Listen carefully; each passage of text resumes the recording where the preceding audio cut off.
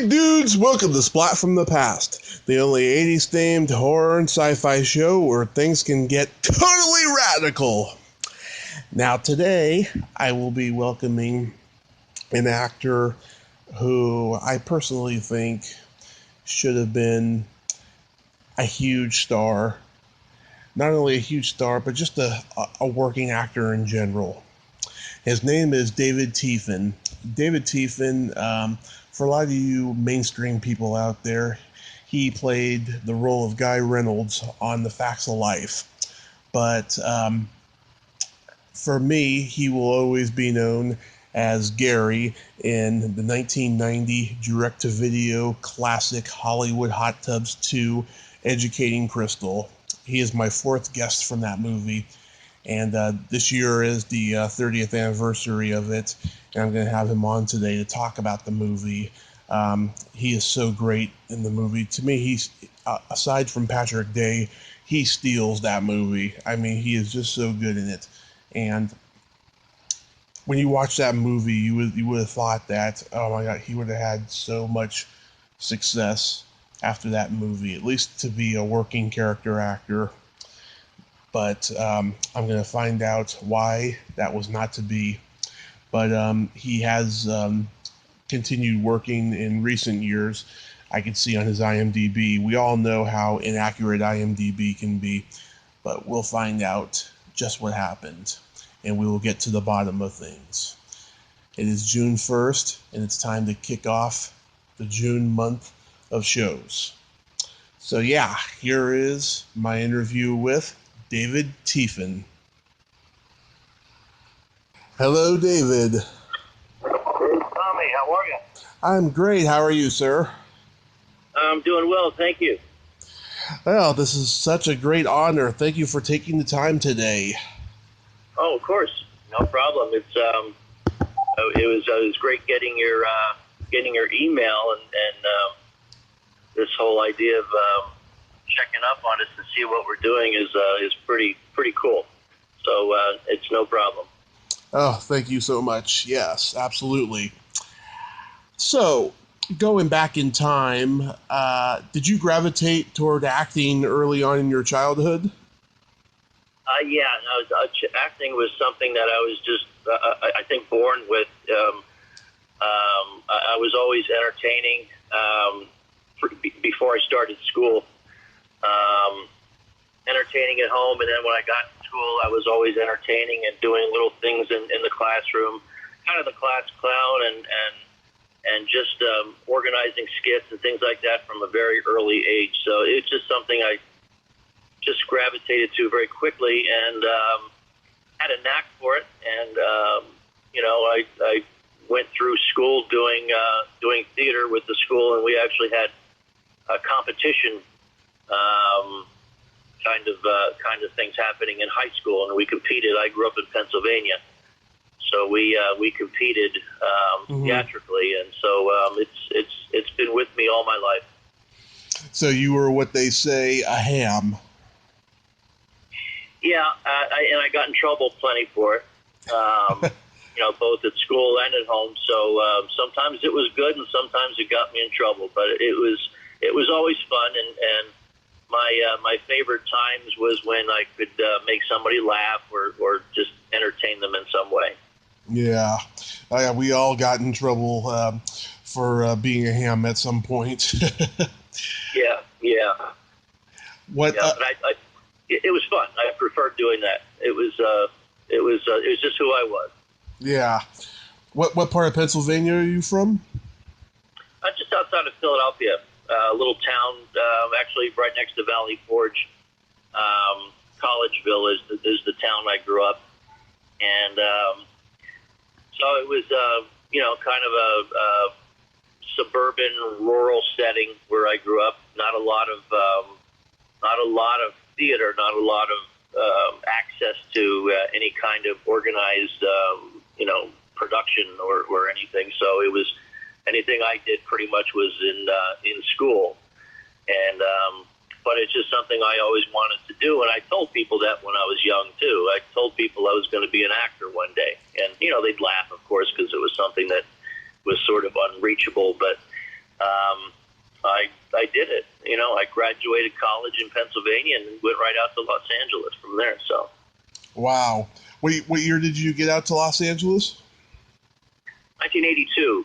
I graduated a year early in college. I went through school in 3 years just because I had that eagerness to get out there. And I knew one person at UCLA who I grew up with. Mm-hmm. And we did plays together, and he happened to be going to UCLA, and so my first experience in LA when I got there in 1982 in late May, was to stay in the one of the dorms at UCLA. So that was my introduction to Los Angeles. Wow. And so did you start study acting with anyone prominent out there?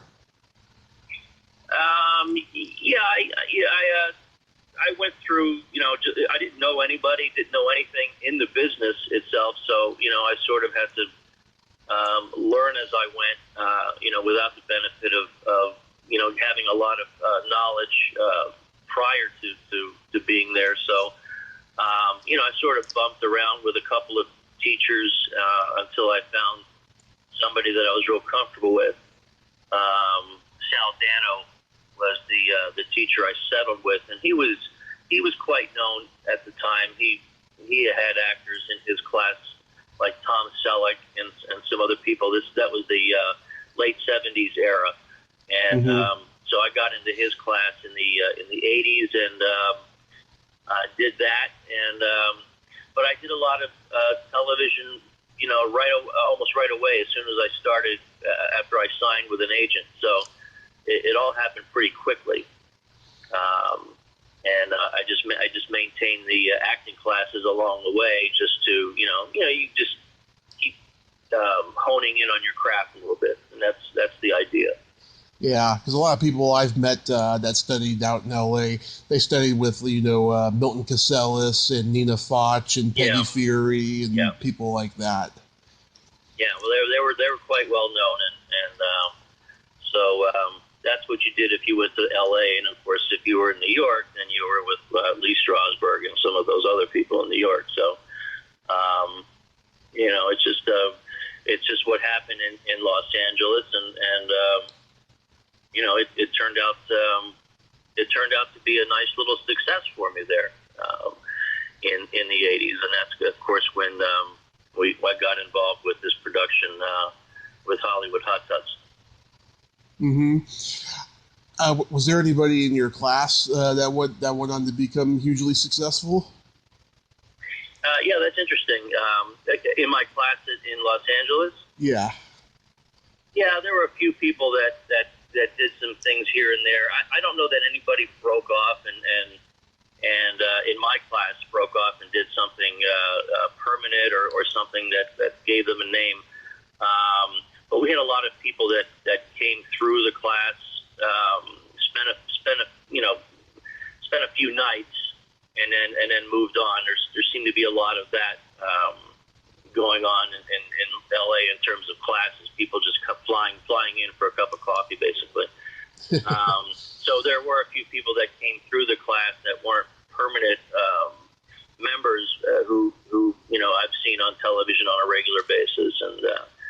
So Sal Dano was a real good teacher. His class was focused on scene study, which was real conducive to auditioning. So it was a good class. It was a good fit for me. Nice. How did you get the role of Guy Reynolds on The Facts of Life? Well, that was something that's interesting. I was working for a law firm in the file room with a bunch of other young guys and gals, and my first agent, set me up on an audition for the show Facts of Life, which of course I've heard of. I didn't really watch it, really know much about it, but I went to the audition, and it was of course one of those classic auditions where you walk in. And it's like a conference room full of business suit types, and there were about 12 or 13 of them in there. And the little scene I did which was a funny little scene. It was 3 lines. I went in and did my 3 lines, and I had complete deadpan.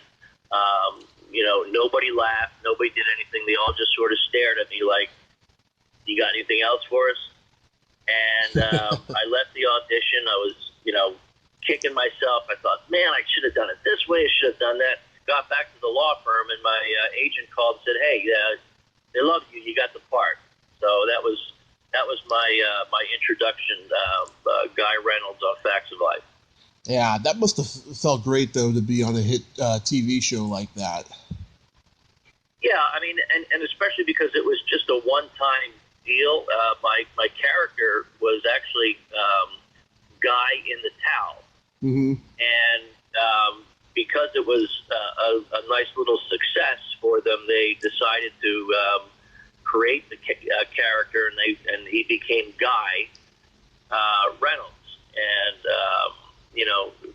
that was it went from there. I did 6 additional shows after that, and it was nice. So it was a nice little family I got involved with there, and it was a real good time. Probably the best times of my life. Wow. And did they write you out of the show afterwards, or? Well, they didn't write me out of the show. It's just I was a part of the show as long as the girls, the 2 older girls, while they were in college, had various activities that involved students, and I was just one of their familiar classmen. I sort of had a flirtatious relationship with Blair on the show. Mm-hmm. And that was and then from there I just was sort of friends with all the girls at some point. So I sort of grew. The writing of the show just sort of grew apart from the necessity to have students do things in any of the college episodes. Right. Now, we all know how inaccurate IMDb can be, but I've got to ask, there was a 5 or 6 year gap between the Facts of Life and Hollywood Hot Tubs 2. Did you do more stuff during that time, or did it get hard to get stuff? No, I did stuff. I did. Yeah, I know it's hard to look. I did things. I did a bunch of soap opera work. Mm-hmm. I did a couple of weeks on one soap opera, and then another. At that time, there was one soap opera that was fairly popular called Santa Barbara. Right. I was on that show, and I did Beverly Hills 90210, and I did some other things. I did some of those afternoon drama, Divorce Court, and The Judge. I did a bunch of commercials. So I did a bunch of things, but every time I sort of got myself going someplace, there was either a director's strike, or there was a writer's strike, or there was some kind of a strike that sort of stopped production, and then you sort of had to pick up and start all over again. So it was sort of a roller coaster, but it just was something that I had a good time doing, and at some point I had to come to terms with the fact that I wanted to have a family and wanted to have some sort of security. So I sort of drifted from the career, from the acting career, into a different career. So that's what happened. Did you do any theater while you were in LA? Yeah, I did. I did theater. I did something called Vespers Eve, which was very popular. Now, these were like, if they were in New York, they'd be considered off-Broadway. So they were called Equity Waiver Theater. They weren't in the big houses that you go to downtown, the big productions. But so I did some things that were smaller theater and things I was very proud of. And so any kind of acting I did was very, very it meant a lot to me, because I just wanted to do anything. I just wanted to be in front of the camera. I wanted to be in front of an audience. I wanted to do the thing that I was I was sort of born to do. So I did that, and until, like I said, I got to a point where, you know, I had to do some other things, you know, in order to have a steadier, you know, income stream. So. Mm-hmm.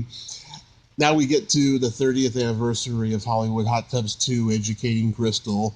I was watching this movie on Cinemax when I was like 7 years old, and I couldn't go into a video store for years without seeing it on the shelf. And to me, you steal this movie. You're so damn good at it. I appreciate that. Oh, absolutely. I appreciate that. Yeah. How did you get cast as Gary? Well, again, it was an agent that I had at the time who set me up with an interview with the director and the producer, and that would have been Ken Raish at the time. He was the director. I talked to Ken, yeah. Yeah, and I came in and I read the part, and you know, I sort of picked up on the character right away, and they knew where I was headed with it. And I guess they enjoyed what I was doing, because then they brought me back in to read with Jewel Shepard, who was already cast in it because she was the person who was in the first one, and this was sort of a spin-off story that centered on her. And so, of course, you know, my character was her love interest, and so, you know, they needed to see that chemistry, you know, before they made any decisions. And I know that it came down to there were a couple of guys they were looking at, and you know, I went to the audition, I went to the callback to read with Crystal, and at some point Jewel. And at some point, I just said, you know, let's forget about it. You know, I did the audition. No use fretting over it. Went back to where I was doing some sales at a clothing store at the time, and my agent came into the store and said, "Congratulations, you've got 3 weeks booked on Hollywood Hot Tubs 2." And so I was thrilled. You know, it was a great experience. The other characters, the other actors, the crew, everybody who was involved, it was just a sort of a big, funny family. I mean, it was hysterical. All the characters had their own sense of humor, and we all just bounced off of each other, and we had a great time. So to me, it was like 3 weeks of partying, and it was fun. It was a great time. Yeah, that kind of energy it shows on screen, I think, you know. Did you see the original at that point? Yeah, when I got cast, I quickly went back, and another friend of mine, Patrick Day, who was cast, we both made a point to watch the original, just to make sure that we were, even though it wasn't necessary to see the original, because this was sort of a story in its own. It didn't necessarily carry over. There weren't any characters outside of Jewel's character that carried over, Jewel and her mother. And so anyway, it was, you know, I did watch the original, and this was really different. The story was different. I think they were taking a more serious approach on some of the on the storyline anyway, and what they wanted to do with the characters. So, you know, it went from there. Yeah, because the first one is just way different than the sequel. You know, the first one is a typical TNA comedy, and the guy who made it was originally a porn director. And in that one, Jewel is very much, you know, eye candy and comedy relief. But in this movie, she brings an empathy to Crystal that was lacking in the first one, and she is just so wonderful in this one. Yeah. So the first one was wacky, you know, and you know, just sort of an odd, you know, kind of thing. And like you said, it was a director who was, you know, trying to break over into a different genre, and but you could tell that it was still pretty wacky, and so this was a little more serious. And I was really attracted to the storyline, and when the original script didn't have quite as much with my character. My character was there. He was prevalent in terms of the love interest, the boyfriend of Jules. But I think as we went along, the director and the producer discovered that we could do additional things because I sort of had some ideas that I thought would be neat and ways to use my voice and so I wound up narrating through the story in the movie, and none of that was part of the original script. So it sort of bloomed and blossomed my character. And by the time we went to the screening, we recognized that this character really he carries it because he sort of keeps everything, he puts everything together with the narration. So. I was proud of it. I was really proud of how it turned out.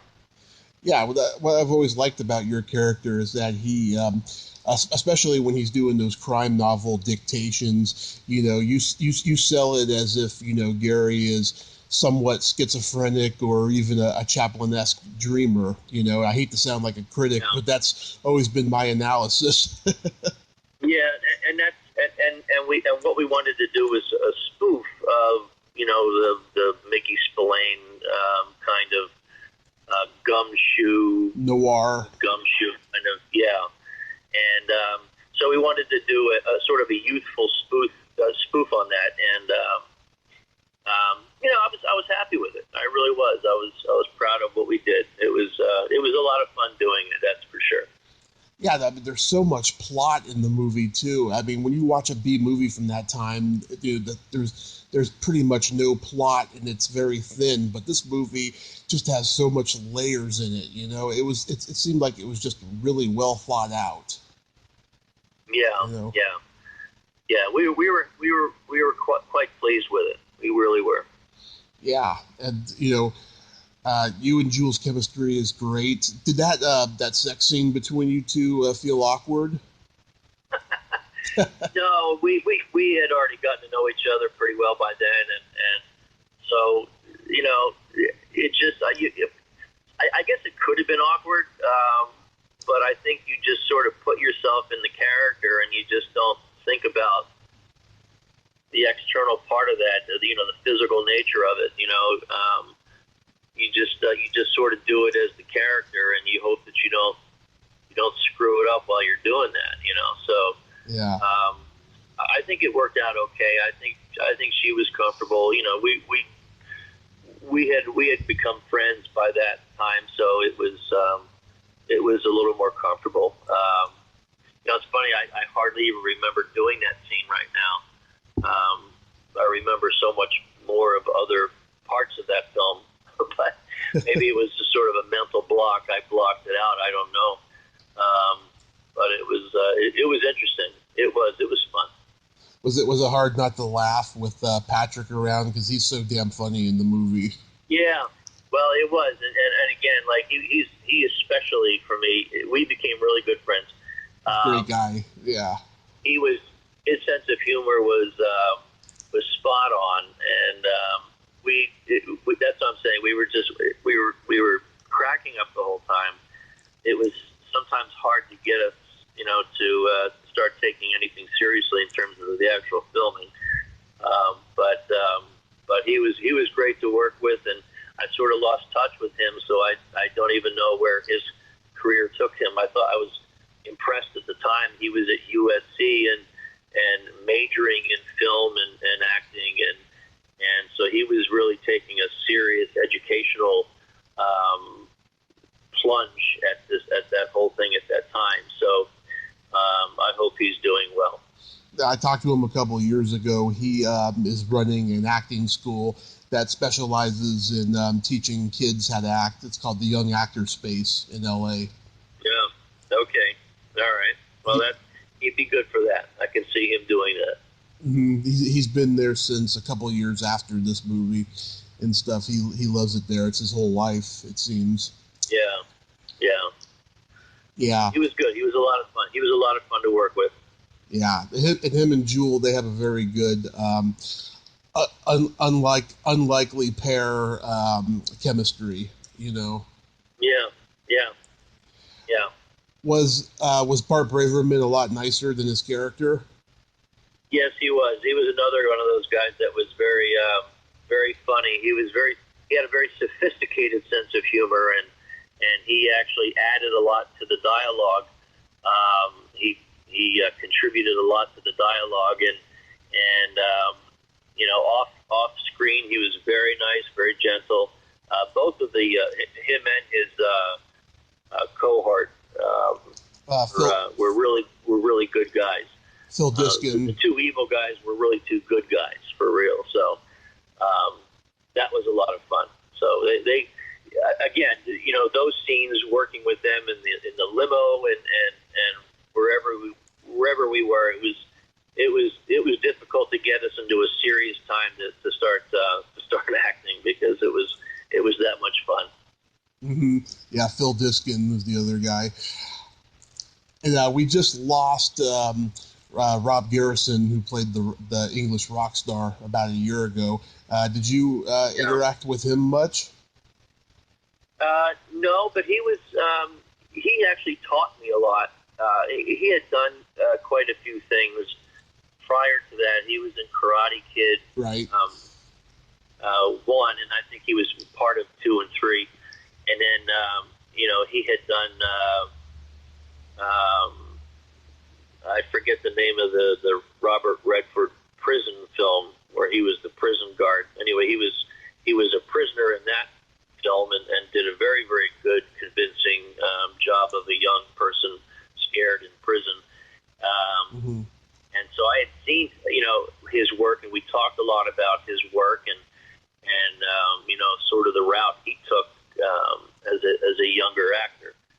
So and he was also very funny. He was very clever, and it was his apartment that we went to meet up with after shooting.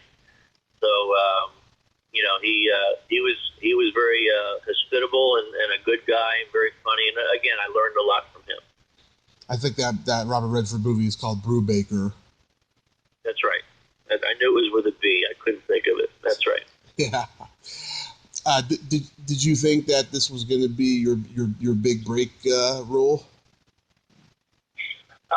No, I honestly didn't think it would be. You know, because I knew we were dealing with a B movie setting and audience, and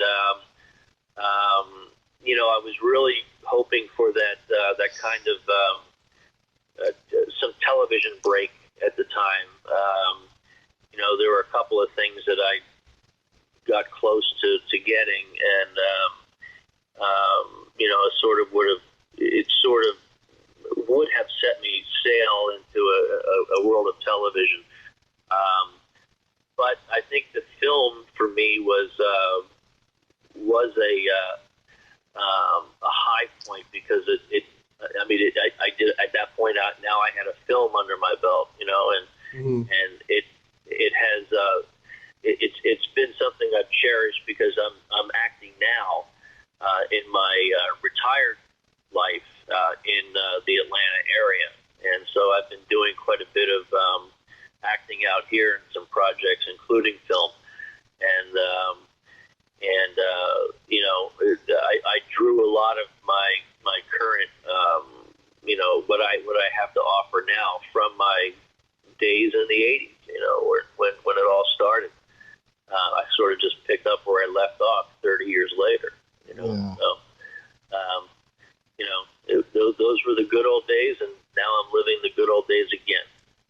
Ah, that's wonderful. Did you guys have a wrap party? Yeah, we had a wrap party, and then we had a screening, and a party after that. So we had a couple of get-togethers, and then I continued a friendship with Jewel after that. I saw her a few times, so I kept in touch with some people for a while. But of course, like anything else, you drift apart, you move on, and new things happen in your life. So. Yeah, I told Jewel about this. She's really looking forward to listening. Oh, Yeah. Yeah. I hope she's doing well. She was great to work with, and she was also very knowledgeable. She saw herself as the B queen actress at that time, and so she was she was a lot of fun. Patrick, her and I, we did a lot of fun things while we were filming. Yeah, she's very smart, and she's still very funny and a lot of fun, Yeah. Do Good. you remember what the reaction of the movie was during that screening? Yeah, no, it was. There was a lot of laughter. There was a lot of excitement from the crowd, and it's very. The whole thing is sort of a haze, kind of a memory now. It's like a dream. So it's hard to remember exactly how all of that went, but there seemed to be a lot of buzz when we left that theater, and so I don't know what became of anything after that in terms of the distribution or whatever, but at the time it was exciting, and I think people seemed to enjoy, at least the cast, the crew, and people were pleased. Oh, that's good. So after a year after the movie, you did a guest spot on Beverly Hills 90210, which you mentioned before, where you play the potential lifeguard. How was that experience? That was an interesting experience because the lifeguard scene where we all sort of are meeting with the head lifeguard, and we're in competition for a lifeguard position. We had to all run in at some point. The scene entailed the head lifeguard giving instructions about what to do when you go into the ocean, and then he said, "Now go do it." And we all ran into the ocean. Well, we shot that scene at like 6 or 6:30 in the morning in Malibu, and I think it was either March or April, and it was very, very cold. Mm-hmm. And so the experience in that film was sort of hot and cold, so to speak. I mean, it was a lot of fun doing the scene with the actors, but it sure wasn't a whole lot of fun jumping into that water. So it just was one of those things. It was you had to really just put up with a lot to make that scene work. So, but it was a good experience, and it was great working with those guys, and of course they were all celebrities by then, and so it was neat just talking to them and getting a sort of their viewpoint on the acting career at that time. And I think that was in the very early 90s when we shot that. So I was working at a big bar restaurant in Malibu, so we shot it right down the street where I was a bartender. Mm-hmm. And so it was a lot of fun. It was a lot of fun. What year did you leave L.A.?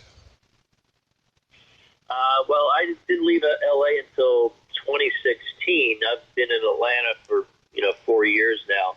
Wow. So I was in L.A. for quite a while in my second career, and that's of course when I had my family. Mm-hmm. And so it's I sort of bowed out of acting for quite a while, and that was a difficult process. That was difficult to do. Was it frustrating to be in the town where acting is so prevalent? Of course, I went into the education field with the Los Angeles Unified School District, and then on the side, I did some studio teaching, which is the studio teacher is somebody who's responsible for child actors on a set who are employed to to be actors, and yet they still need to be in school and fulfill their schoolwork. So when I did that, that was rather difficult because, there I am on a set and working with these kids and watching them on a set, and I'm their teacher. So that was difficult, but, it was what it was, and it was a good career, and I don't regret doing it. I don't regret, breaking apart from that, because acting is a very selfish business or industry. It's all about you and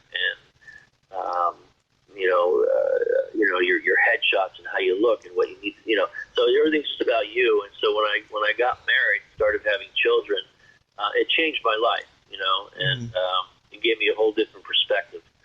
And so I don't regret at all bowing out for the time that I did, because I'm back in it now. And so I'm sort of coming full circle with it. Yeah, I see you're back on. You're back doing on camera stuff these days. And is it easier now to get work with the internet and all? Yeah, it's a lot different.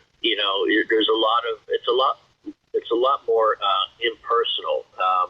Back then you did have headshots that were sent out, but you had in-person auditions and callbacks, and so you were always dealing with people and acting in front of people. Even if it's being filmed, you're still in front of people. Whereas now you're doing your scene on your phone, and you send it in, via whatever the platform to send in your audition. And so it's very impersonal until you get the part, or until until you meet the director to get the part. It's all pretty impersonal. So it's a lot different. But it's been successful for me. I mean, I've been working. I've done more in the last 3 years than I did in all of 10 years in the 80s when I was acting. So, it's pretty lucrative now. Yeah, they're doing a lot of shooting out there in Atlanta, I see. Yeah, well, it's the biggest market now in the world. It's overtaken Hollywood, and so there's a lot of but not all of the production is out here. Once you do the acting, a lot of the post production is still done in Hollywood. So we're still Hollywood dependent. But we don't have a strong union presence out here in Atlanta, and I suppose that's why there's a lot of business, because people are taking advantage of the tax incentives and whatnot to do their production and to hire the actors. So, when you act out here, you're not being paid as much because you're typically in a non-union production. So it's a little different in that regard, but it's still acting. You're still in films, you're still in television, you're still doing commercials, and all of that is the same, and I really, really enjoy it.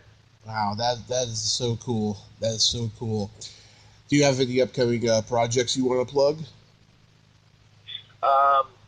Yeah, I just finished something just came out, the Food That Built America. On the History Channel, I played one of the McDonald brothers. Mm-hmm. So I think that's still running on the History Channel. I had done some pilots that were run on, that's the other thing that's different, is all of these streaming services and things where, most people are watching, Netflix and Prime and all of these different streaming channels, and so that's where a lot of the acting is now, and a lot of the auditions are for those kinds of services. So yeah. I did some pilots, sitcoms that were on Amazon Prime, and there are some films I shot that are in post-production right now that aren't out yet, and I'm not really supposed to talk about them so much, but so there are some things coming out that I'll be a part of, and I can't wait till that happens, and we'll see what happens out here. We'll see if we can just keep this ball rolling.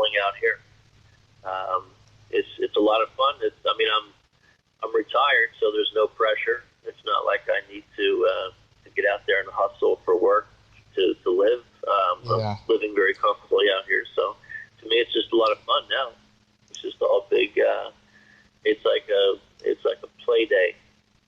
Yeah, God bless you, because I'll tell you something. You know, I've been doing this podcast for 3 years, and I have gotten in contact with so many great people that I grew up watching in movies, and you know, it's always comforting to find out, you know, what they're doing now and stuff, because they had, you know, such great potential when they were acting in, you know, 80s, 90s movies and stuff, you know, and to hear all that stuff, you know, with you and everything, it's all worthwhile, I feel.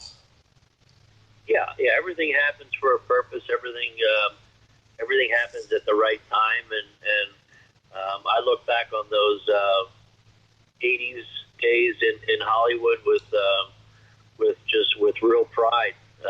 I had a real nice run of it, and it was a lot of fun. And you know, I have a lot that I can talk about. And you know, it's interesting. My kids, none of my kids have that acting bug that I had, so it wasn't like I needed to worry about them pursuing that kind of a thing. But it's fun talking to them about some of the things I did, and you know, I'm glad I had that time, and I'm glad I had this movie. This movie is still talked about among my close friends, and it's always going to be there. I mean, it's on film, it's on tape, so I can't get away from it. Yeah, and it's good not to get away from it either. Yeah. I'm glad you don't look back with bitterness, because I think the average actor who's out there for a long time would have, you know. So that's great. Yeah. So no, there's no need for any of that. Everything was for a purpose, and it was. I wouldn't have it any other way. I wouldn't trade it in for the world. That's awesome. Well, David, thank you so much for coming on today. This was a lot of fun. No, I appreciate that, Tommy, and I'm glad you did this, and you know, say hi to everybody for me. I wish we could have an actual physical reunion on this, but I can't wait to hear what others have to say. Yeah, and hopefully this will reunite you guys, you know, via Facebook and all, and hopefully someday you guys will do a reunion of this. No, that'd be nice. That would really be nice. Thanks a lot. I appreciate it. My pleasure, sir. You have yourself a great day. God bless you, and stay safe out there in this crazy time. Okay, you too. Thanks, Tom. Okay, bye-bye. Bye. Well, there you have it. David Tiefen. Ain't he a cool dude? Man, that is so great to find out that everything ended up all right. That, you know, after having just a powerhouse role like that everything turned out okay. I mean, it's a little sad for us fanboys, because, you know, he was so great in that movie, but, you know, at the end of the day, you gotta take care of you sometimes, and I just admire the guy. That's awesome. If you like this video, everyone, please subscribe to my YouTube channel, add me as a friend on Facebook, join my Tommy Kovac comedian page on Facebook, follow me on Twitter and Instagram, and all that fun stuff. Well, that's all time we have this week on Splat from the Past. Until next time, this is Tommy Throwback Kovac saying, there's no shame in living in the past, because the present sucks. Later, dudes.